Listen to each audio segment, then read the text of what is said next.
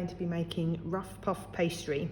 It's a really easy pastry to make, but it can be a little bit messy. And because it's going to be something quite different to something you've made before, even when I'm making it now, still think, is that right? It's not quite how I expected it to be.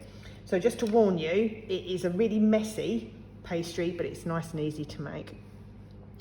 Rough puff pastry, we want it to be light, we want it to be airy, we want it to have that lamination, and that means we're going to have layers and layers and layers on our pastry. So we need to make sure we're incorporating air, and one of the ways we incorporate air is we sieve our flour before we start. Now this flour is, I've got 300 grams of flour here, plain flour. It doesn't matter if you don't have plain flour, you use self-raising flour, that's absolutely, that's not a problem at all. But my flour has been sifted and I've had it in the fridge, it's nice and cold, okay? In this bowl here, I have 100 grams of lard and I have 100 grams of butter. I like to use lard because it gives that nice, almost like a saltier flavour to the pastry. But if you don't eat lard for some reason, because it does come from pigs usually, you can use white Trex fat, but please make sure it's really, really cold. Okay, or if you don't have that, you can use 200 grams of butter. You do buy all butter puff pastry, so 200 grams of butter. This butter is really cold. It's literally just come out of the fridge. I've just cut it into small cubes, okay? And that is really, really important. You do need your butter to be really, really cold. I'm just going to get a knife and I'm going to put my fat into the bowl, and I'm just going to very, very gently mix it around so that all my butter cubes are separated, so they're not stuck together and they're all coated with flour. Okay, now the reason I'm doing it with a knife, you know me, normally I like to get my hands in there straight away, saves on the washing up, but the reason I'm doing it with a knife is it's really important this butter stays cold. If I put my hands in there, I'm going to start to raise the temperature of it. Okay, so you can see that all of my butter and my lard cubes are coated in flour. Now what I'm going to do is I'm going to very slowly add some cold water. Now this water is really, really cold. It's been in the fridge, but I also ran the tap for quite a while to make sure that the water was icy cold as it was coming out. And we're not going to add very much. We're just going to add, in fact I'll get a tablespoon so you can count it. I'm just going to add 2 tablespoons to start off with.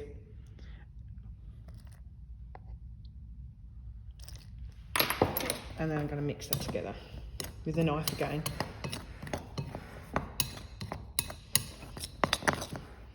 And what will happen is the pastry will start to clump together. Another 2. And it's better to do it in stages, because what will happen is as you get, if you've used different flour, it might have a different absorbency rate.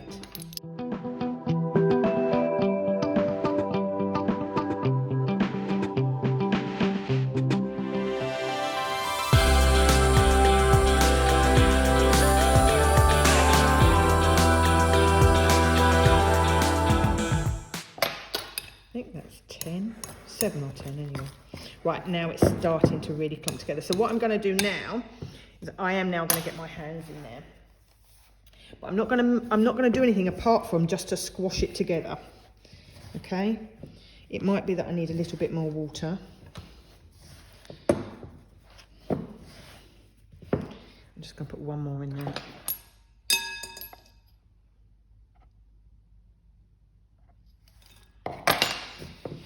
And it's just like clay. We don't want to knead it. We just want to squash it together to make it into a ball. Okay, so wipe it round. Now I don't want to put too much in there because I don't want it to be sticky. It doesn't matter if you make it sticky. A rough puff pastry, it doesn't matter if you have to add more flour. Short cross pastry, it does. Okay, so I'm just going to wet my hand because I don't want to put any more water in there, but I do need it to be just a little bit damper. Okay, so you can see that I've got a really messy ball of flour and fat. Okay, really, really messy. Okay,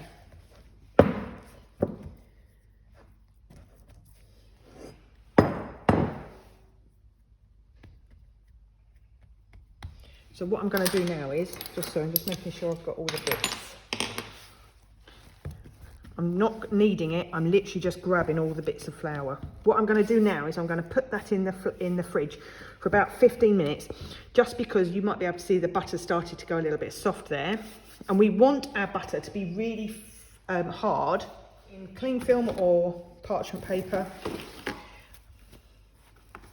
So I'm just going to wrap that in cling film. I'm going to put that in the fridge because I want this to be really cold. And the reason we want the butter to be in big lumps like this is because when it cooks, that butter will melt and create a liquid. And that liquid, when it gets really, really hot, because you cook rough puff pastry in a really hot oven, it rises. And when it rises, it pushes the pastry up and it creates those layers in there. So I'm going to leave that in the fridge for about 15 minutes. Doesn't matter if it's longer, okay? Longer is better, but at least 15 minutes that needs to go in the fridge for.